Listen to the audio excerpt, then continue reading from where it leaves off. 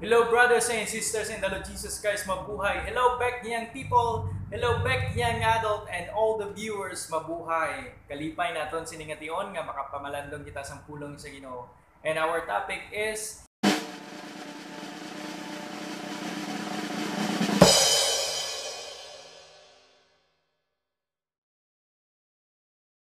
in the midst of trouble, found in the book of Psalms chapter 46 verses 1 to 3. God is our refuge and strength, an ever-present help in trouble. Therefore, we will not fear, though the earth give way, and the mountains fall into the heart of the sea, though its waters roar and foam, and the mountains quake with the surging. So these songs talk about praises to our God, that our God is the source of power and source of salvation in trouble. So fear not, to brothers and sisters in the Lord Jesus Christ. Fear not, hindi kita magkahadlok in the midst of trouble. Because God is our refuge. Parte na gid sang aton kabuhi nga may ara kita sa mga balay or may ara kita sang aton mga ilistaran. Ang ini nga Psalms nagahambal that our God is our refuge.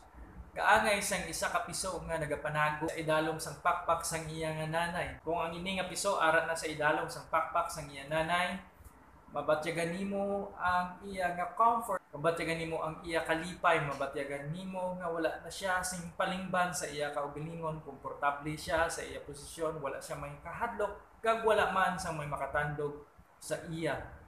The same manner to every one of us.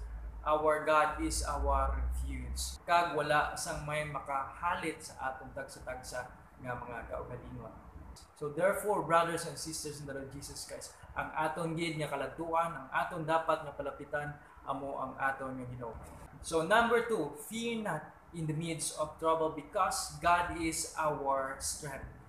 Ang tagsa-tagsa naton nga kusog makuha ini naton paagi sa aton pagtulog kag pagkaon sang healthy nga foods. God is our strength. It means talk about our spiritual life nga mabaskog ang aton tagsa-tagsa nga kabuhi because madamo sa aton nga physically well pero maluya ang itsura kag may ara man sa aton nga kung tan-awon nimo they are physically weak but mabaskog ang ila tagsa-tagsa nga mga fighting spirit because God is their strength. Tungod nga ang Ginoo amo ang ila kusog kag kabakod. God is the source of our strength. So number 3, fear not in the midst of trouble because God is present to help in the midst of trouble. Sang pakigbato naton sining pandemic COVID-19 under sa aton enhanced community quarantine kag ara kita sa modified general community quarantine, madamo sa aton nagpakita sang aton tagsa-tagsa ng mga bulig sa aton mga kauturan. And the same manner to our God, ara man ang insigida nga bulig sang aton nga Ginoo. So mismo ang Ginoo amo ang kabulig sa aton tagsa-tagsa nga mga buhi sa tion sang aton mga pagtilaw. Gani ang pagsalig kag ang pagtuo sa aton Ginoo. Gani magsalig kita kag magtuo sa aton nga Ginoo.